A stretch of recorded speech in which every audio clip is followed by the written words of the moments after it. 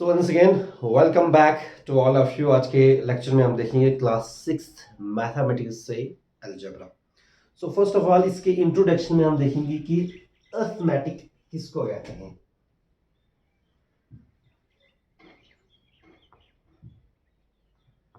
Arithmetic किसको कहते हैं? सो अर्थमेटिक वो ब्रांच ऑफ मैथमेटिक्स है जिसमें हम स्टडी करते हैं नंबर्स। किसको हम स्टडी करते हैं? नंबर्स को। अर्थमेटिक वो ब्रांच ऑफ मैथमेटिक्स है जिसमें हम स्टडी करते हैं नंबर्स को। Arithmetic is that branch of mathematics in which we studied numbers is arithmetic. अब इसी में एक दूसरा वाला वर्ड आता है जियोमेट्री।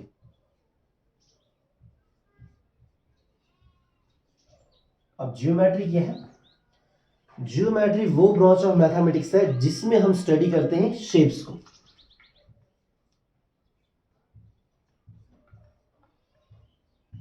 जिसमें हम स्टडी करते हैं शेप्स को। Geometry is that branch of mathematics in which we studied shapes is geometry। ठीक, इसी में फिर आगे बढ़ते हैं। अब हम देखते हैं कि वेरिएबल्स किसको कहते हैं। वेरिएबल्स है, variable is something that can change, that can very. मतलब जो कोई ऐसी चीज ना जिसमें चेंजेस आती हो। क्या आती हो? चेंजेस। सपोज यहां से एक गाड़ी जा रही है, हम बोलेंगे इस गाड़ी की स्पीड इतनी है, बट हमें पता नहीं होगी।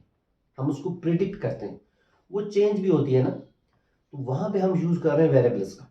सो variables means variable is something that can change, its value is not fixed. वो हमेशा एक जैसी नहीं रहती है, it can take different values. Okay, so इसको हम डिनोट किससे करते हैं? इसको हम डिनोट करते हैं X Y Z A B C, alphabet से हम डिनोट करते हैं। आई मीन टू से किसको? वेरिएबल्स को हम डिनोट करते हैं अल्फाबेट्स से। ठीक है, तो ये चेंज होती रहती है। जैसे मैंने आपको गाड़ी की एग्जांपल दी, या ट्रेन है, उसकी स्पीड अगर आप देखेंगे वो चेंज होती रहती है, वो वेरिएबल। वहां पे हम वेरिएबल यूज करते हैं कि इस गाड़ी की स्पीड जो है वो x किलोमीटर होगी पर आवर। हमें पता नहीं है तो हम उसको डिनोट करते हैं x से। इस गाड़ी की स्पीड होगी y किलोमीटर पर आवर, इस गाड़ी की स्पीड होगी d kilometre per hour, u kilometre per hour. हमें पता नहीं, हम उसको डिनोट करते हैं। ठीक, तो वहां पे हमें यूज किसका करना होता है? वेरिएबल्स का हम यूज करते हैं वहां पे। अब इस चैप्टर में जैसे ये वर्ड है यहाँ पे अलजेब्रा, अब हम इसको देखेंगे कि अलजेब्रा क्या होता है। अब अलजेब्रा जो है, अलजेब्रा में हम क्या करते हैं? अलजेब्रा में हम यूज करते हैं वेरिएबल्स को, हम यूज करते हैं, ठीक है, सिंबल्स को हम यूज करते हैं, इसमें हम यूज करते हैं कांस्टेंट टर्म्स का। ठीक, अलजेब्रा में हम यूज किस करते हैं? वेरिएबल्स का, कुछ सिंबल्स का और कांस्टेंट्स का। वेरिएबल्स तो मैंने आपको बता दिए, जो इस तरीके से हम डिनोट करते हैं उनको, जो चेंज होते रहते हैं। सिंबल्स कोई भी एक साइन, कोई भी निशानियां वगैरह, कुछ उनको बोलते हैं सिंबल्स। कांस्टेंट टर्म्स जैसे नंबर्स होते हैं जो हमेशा, सपोज 1 है, 1 एक कांस्टेंट टर्म है, ये 1 ही रहेगा, इसको हम 2 नहीं बोल सकते, ये कांस्टेंट ही रहेगा। ठीक, सो तो अलजेब्रा में हम इन चीज़ों को हम यूज़ करते हैं। अब इसके बाद इसमें एक मोस्ट इंपॉर्टेंट टॉपिक है जो है मैचस्टिक पैटर्न्स। उसको आप बहुत ही अच्छी तरीके से समझना है, क्योंकि तब जाके आपको इसकी जो एक्सरसाइज है वो आपको अंडरस्टैंड होने वाली है। ठीक है, now coming back to the topic matchstick patterns. इसको हम समझेंगे, बहुत इंपॉर्टेंट टॉपिक है एक्सरसाइज पॉइंट ऑफ व्यू से। देखिए, I tell you one thing. Suppose अगर हमें अल्फाबेट बनाना है एल, क्या बनाना है? एल। तो हम चेक करेंगे कि इसमें नंबर ऑफ मैच स्टिक्स कितनी लगी। नंबर ऑफ मैच स्टिक्स,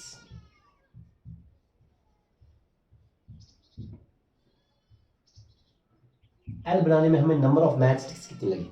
ठीक है, तो ये एक अल्फाबेट था एल, इसमें हमें मैच स्टिक्स का यूज करना है।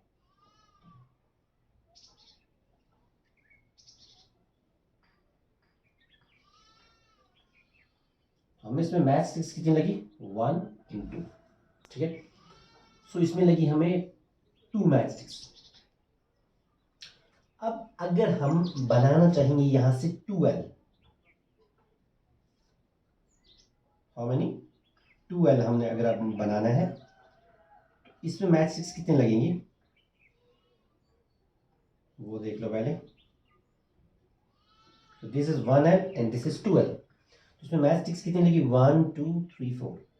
तो अगर हमें 2l बनाना है, 2l अगर हमें बनाना है, यहाँ पे हमें कितना 1l हमें बनाना था, तो इसमें नंबर ऑफ मैच स्टिक्स कितनी लगी 4,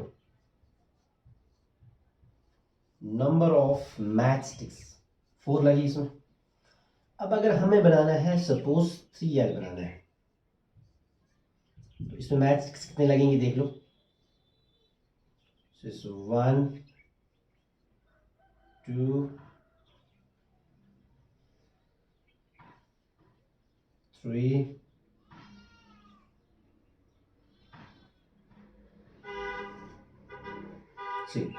1 2 3 4 5 6। तो 3l बनाने की हमें कितनी नंबर ऑफ मैच स्टिक्स हमें यूज करनी पड़ी 6 हमें मैच स्टिक्स लगी। तो यहाँ पे क्या हुआ, इसमें इस वाले पैटर्न में एक रूल फॉलो हो रहा है। अगर आप इसको ध्यान से अगर सब समझेंगे तो इसमें एक रूल फॉलो हो रहा है। रूल कौन सा इसमें फॉलो हो रहा है 2n। अब बोलूंगे ये 2n, जब देखो n जो है ये वेरिएबल है, n क्या है वेरिएबल है, मतलब ये चेंज होता रहेगा, ये चेंज होता रहेगा, ठीक है। तो रूल इसमें 2n कैसे फॉलो हुआ मैं बताता हूँ। देखिए हमें 1l बनाना था, नंबर ऑफ मैच स्टिक्स कितनी लगी 2।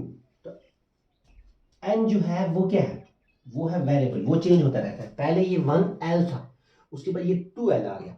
तो n क्या है, n है नंबर ऑफ लेटर्स। लेटर्स पहले एक लेटर थी, फिर 2 लेटर्स थी, फिर 3 थी।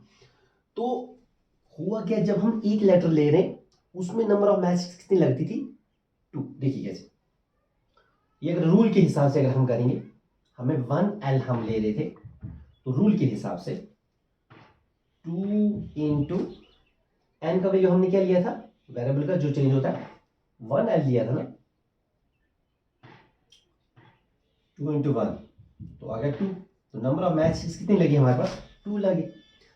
अब अगर हम देखते हैं 2l के टाइम पे क्या हुआ था, हमने l कितनी बार लिया था 2 हो गया, इसका फॉर्मूला का n की जगह पे हमने कितनी बार l लिया था 2 टाइम्स लिया था, ये आ गया 4, ठीक।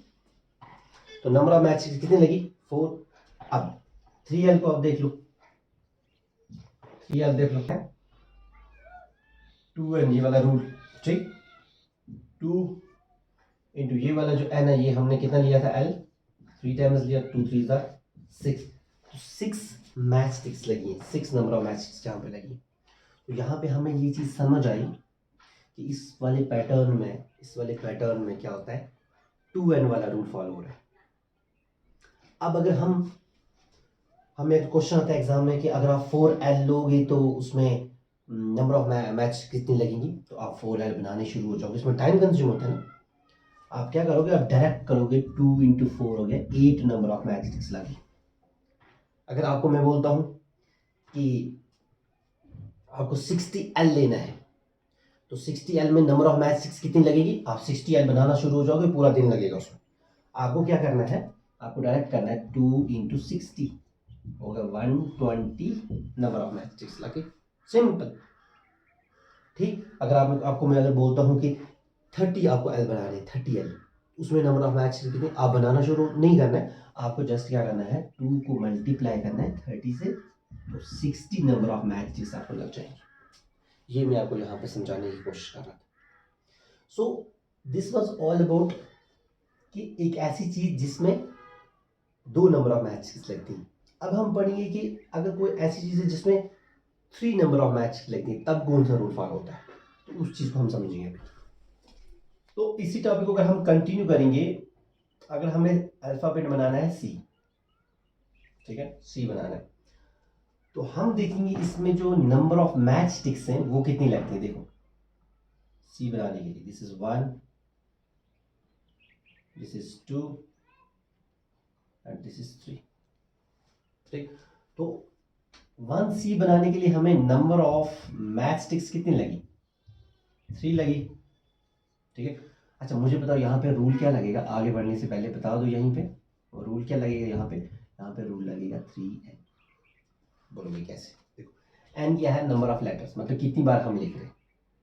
वो वेरिएबल है, ये चेंज होता है, ये कभी 2c आ जाएगा, कभी 3c आ जाएगा। क्लियर? सो अभी हमने एक c बनाया था, तो 3 इंटू 1, 3n है ना, 3 इंटू 1, 1c बनाया तो 3 1 3। नंबर ऑफ मैचेस कितनी लगी इसमें? 3 मैचेस लगी। अगर हम 2c बनाएंगे तो कितनी लगेगी? 3 इंटू 2, आगे नंबर ऑफ मैचेस 6 लग जाएगी। अब आप 2c बनाना शुरू हो जाएगा। अगर आपको मैं बोलता हूँ 1000c है, 1000c में कितनी लगेंगी? तो क्या करना है भाई, सीधा 3 इंटू 1000 हो गया 3000 मैचस्टिक्स लगेंगे यहाँ पे, ठीक है। तो आई होप ये चीज आपको क्लियर हो रही है कि ये रूल कैसे बन रहा है। अंडरस्टूड? अब these rules are not restricted to only matchsticks, these are also used for the other type of calculations, means to say कि ये सिर्फ मैचस्टिक्स के ऊपर ही नहीं सीमित रहते हैं, ये बाकी जो कैलकुलेशंस होती हैं ये उसके ऊपर भी वर्क करते हैं। अब मैं बताता हूँ कैसे। देखिए सपोज हमारे पास एक पेन है, 1 पेन, हमारे पास 1 पेन है, उसकी जो कॉस्ट है ना वो है 5 रुपीज। कितनी है? 5 रुपीज।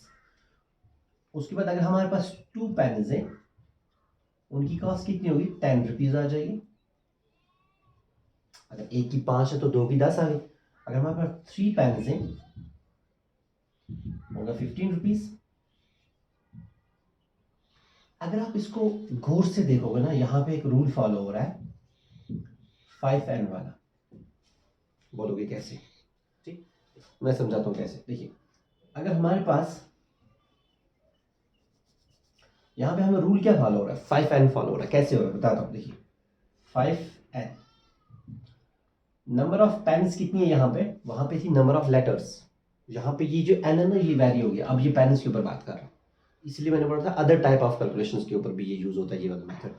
तो 5, नंबर ऑफ पेन्स कितनी थी? 1, तो हमारे पास 5 आ गए यहाँ से 5 रुपीज, ठीक है। This is 5 rupees. अब आप मैचस्टिक्स को ही नहीं दिमाग में बिठा के लग जाना कि हमेशा मैचस्टिक्स की बारे में बात हो रही है, नहीं। यहाँ पे ये आ गया 5 रुपीज।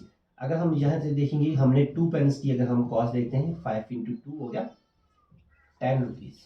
5 क्या है? ये रूल है, यहाँ से ये पहले की कॉस्ट थी, तो 5 इंटू 2 आ गया 10। अगर हम 3 पेन्स की अगर हम बात करते हैं तो 5 इंटू 3 आ गया 15 रुपीज की आ जाएंगे ये। अच्छा मुझे अगर बताओ आप, अगर हम 10 पेन्स को अगर हम ये करते हैं, कैलकुलेट करते हैं, तो 5 इंटू 10 हो गया ₹50। अब ये आपको अंडरस्टैंड हो रहा होगा मैं क्या बताने की कोशिश करूँ। यहाँ पे रूल क्या लगा? यहाँ पे रूल लगा 5। अच्छा मुझे एक चीज बताओ आप, अगर यहाँ पे कोई चीज ऐसी हो जो 6 रुपीज की होगी, अगर कोई एक चीज है 6 रुपीज की, 2 चीजें हैं 12 रुपीज की, तो वहां पे रूल क्या लगेगा? 6n वाला, वही पैटर्न उसमें फॉलो होता है।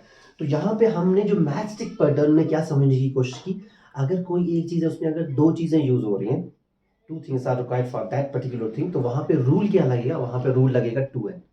तो कोई अगर दूसरी थिंग है, कोई दूसरी वाली चीज है, उसमें अगर 3 चीजों का अगर इस्तेमाल हो रहा है तो वहां पे रूल लगता है 3n। कोई तीसरी चीज अगर उसमें 4 चीजों का अगर इस्तेमाल होता है, 4 things are required for that particular thing, तो वहां पे रूल क्या लगेगा? वहां पे रूल लगेगा कमान 4n। अगर कोई और चीज है उसमें अगर 5 है तो 5n, 6 और 6n। क्लियर? आई होप ये आपने अंडरस्टैंड किया होगा।